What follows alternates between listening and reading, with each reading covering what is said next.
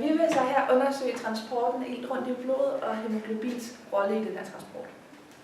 Så vi starter ud med problemformuleringen. Hvorfor er det nødvendigt med hemoglobin for at transportere ilt rundt i kroppen, når transporten af carbondioxid ikke kræver særlig hjælp? For at besvare denne problemformulering er der blevet opstillet 4 underspørgsmål, som vi også gerne vil besvare på. Og det er, hvad er ligheder og forskellen mellem ilt og carbondioxid? Hvordan og i hvor høj grad er hemoglobin nødvendig for transporten af ilt? Så hvordan transporteres carbondioxid rundt i kroppen, og hvilke påvirkninger og konsekvenser pH og pH-ændringer har for ovenstående transportsystem. Til at starte med vil vi gerne kigge på, hvad er lighederne og hvad er forskellene mellem oxygen og carbondioxid. Først kigger vi lige på deres molekylestruktur. Vi har her et iltmolekyle, som består af 2 oxygenatomer med 2 kovalente bindinger. Da der ikke er nogen elektronegativitetsforskel mellem ilt og ilt, eller oxygen og oxygen, så er molekylet så upolært, som det kan blive. Her har vi carbondioxid. Den består af 2 oxygenatomer og et carbonatom i midten.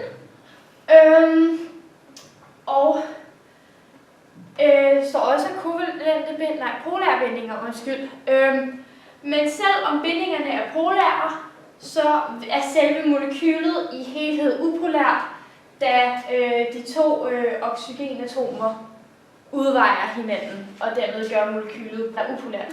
Det, at begge molekyler er upolære, gør, at de har svært ved at blive opløst i blod, som er en polar væske, da der er meget vand i blodet, og vand er polært. Så de kan ikke bare selv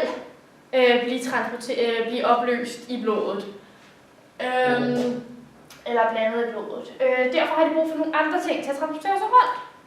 Her er det så, at ilt bruger hemoglobin, og carbondioxid bruger det, at det bliver omdannet til kulsyre.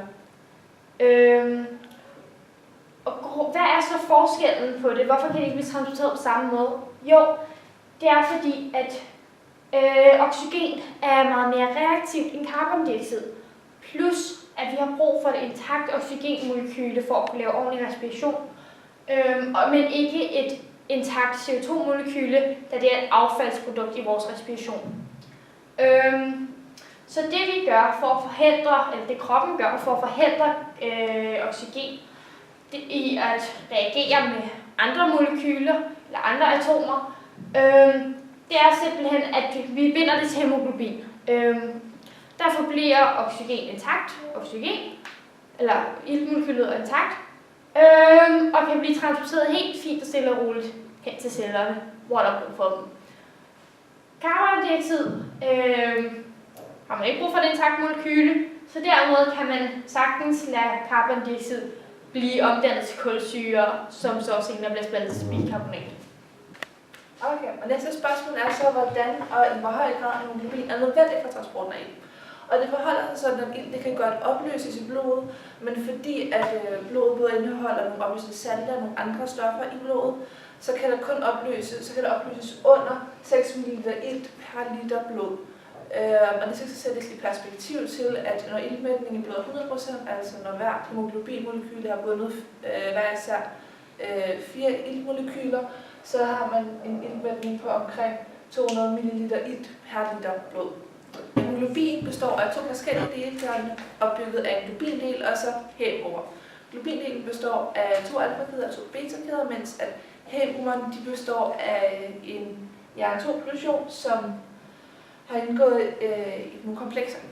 Og det forholder sådan, at jern-2-pollutionen den har koordinationstallet 6, hvilket vil sige, at den kan binde 6 forskellige steder eller 6 forskellige stoffer.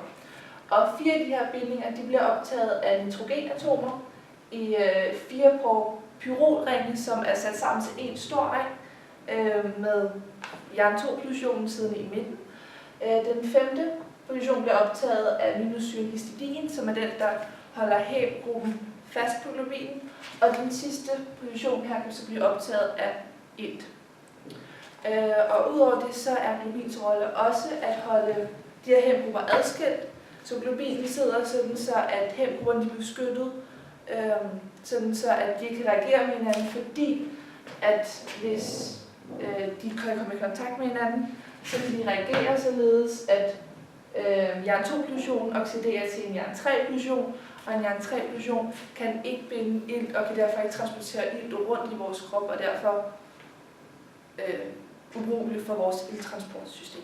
Ilttransporten rundt i kroppen den sker ved at koble ligevægte, og det fungerer sådan, at i alveolerne der diffunderer ilten over i blodbanen, og her er der så en ligevægt mellem oxygen og hemoglobin samt oxyhemoglobin. Her vil ligevægten så bare være meget forskudt mod højre, i det at hemoglobin binder rigtig godt. Og det er så i overensstemmelse med Le Chatelier's princip.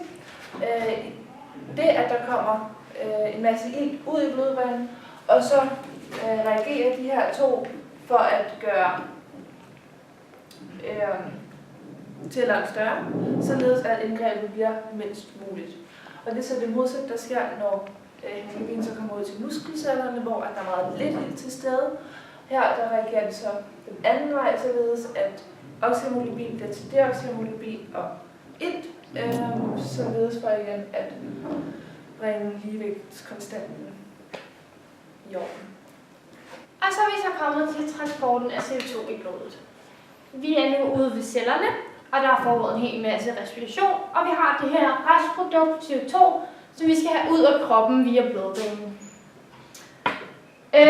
Og det sker med ligevægte, at CO2'en bliver omdannet til bikarbonat. Så vi har her CO2'en, der går sammen med H2O, og så på den anden side ligevægten har vi kulsyre, og så har vi endnu en ligevægt med kulsyre, der på den anden side bliver til et hydron og bikarbonat.